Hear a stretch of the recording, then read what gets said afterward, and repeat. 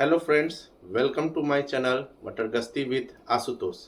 आज हम बात करने जा रहे हैं 16 मई 2023 से आपके दुकान पर कभी भी जीएसटी ऑफिसर विजिट कर सकते हैं। अब इसमें आपको किस किस बातों को ख्याल रखना है उसके बारे में आज सारी जानकारी मैं देने जा रहा हूँ। सबसे पहला चीज़, आपके साइन बोर्ड या नंबर प्लेट, जिसको फ्रंट में, जो मैं कहता हूँ कि फ्रंट में जो आपका साइन बोर्ड है या नंबर प्लेट है, उस पे आपका नाम, दुकान का या फॉर्म का जो भी नाम हो, जीएसटी नंबर और साथ में उस दुकान का एड्रेस होना चाहिए। ये चीज़ सबसे पहले। अब इमेजिन कीजिए जैसे कि आप मोटरसाइकिल खरीदें तो गाड़ी खरीदते समय आपको एक नंबर मिलता है जिसको हम लोग रजिस्ट्रेशन नंबर कहते हैं। उसी तरह से अब आपके दुकान का जीएसटी नंबर है जो कि आपको दिखना, लोग कस्टमर को दिखना चाहिए। दूसरा चीज़, यदि आपका बैनर नेम प्लेट बड़ा है या साइन बोर्ड बड़ा है तो उस पर नीचे एड्रेस होना चाहिए। तो सीरियल वाइज ये हुआ कि ऊपर आपका फॉर्म का या दुकान का नाम, दूसरा आपका जीएसटी नंबर, तीसरा आपका एड्रेस। ये तीनों चीज़ होना चाहिए।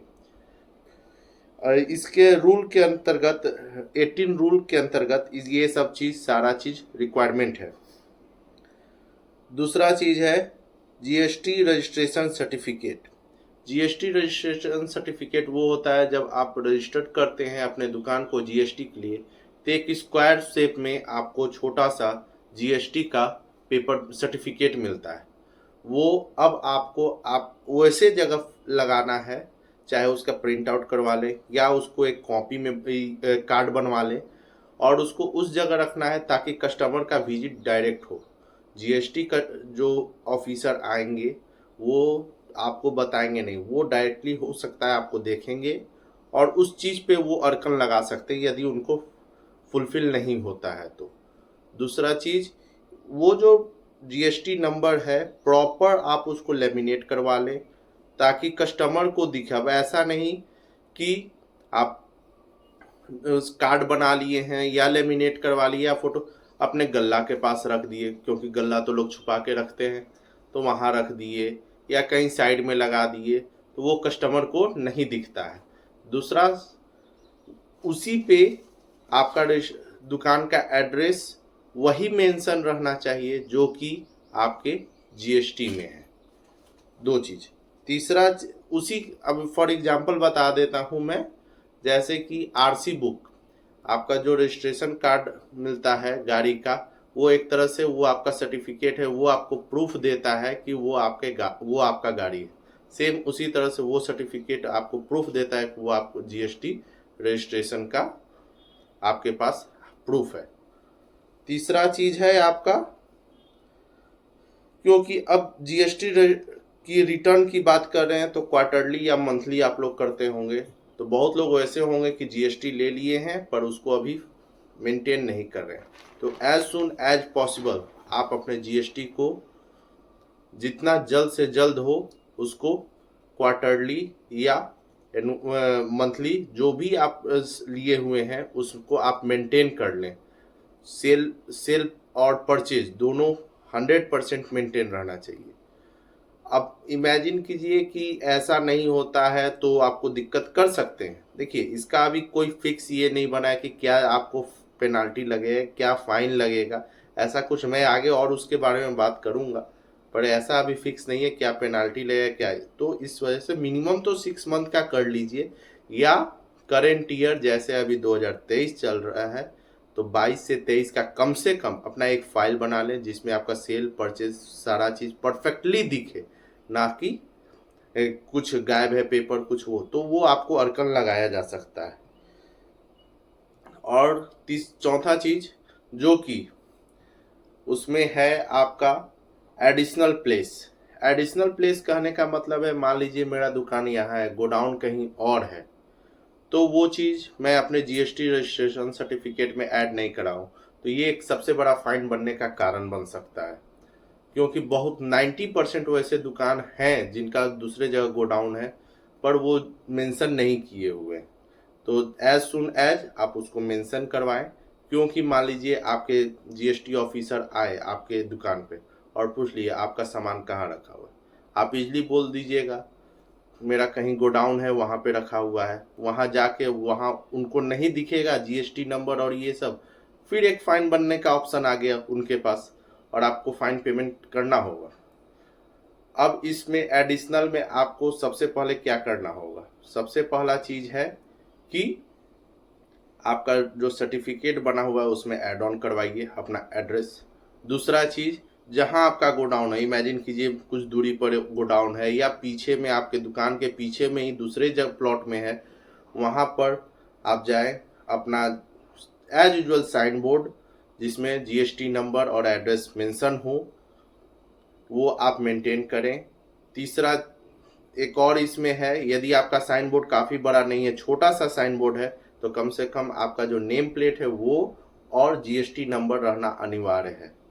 अब इसमें तीसरा चीज़ आपका ये भी है, अब देखिए उसमें जो रूल 18 है जीएसटी का, उसके अंतर्गत जीएसटी ऑफिसर आपका KYC and financial verification of owner, इसमें भी है आपका वो हो सकता है आपका ओरिजिनल पैन कार्ड और आधार कार्ड मांगे, लास्ट 3 आईटीआर हो, फाइनेंशियल बैंक स्टेटमेंट हो, वो आपको हो सकता है मांगेगा, क्योंकि उस रूल के अंतर्गत सेकेंड नंबर में ही रूल 18 जीएसटी का ही उसमें ये सारा चीज़ मेंशन है।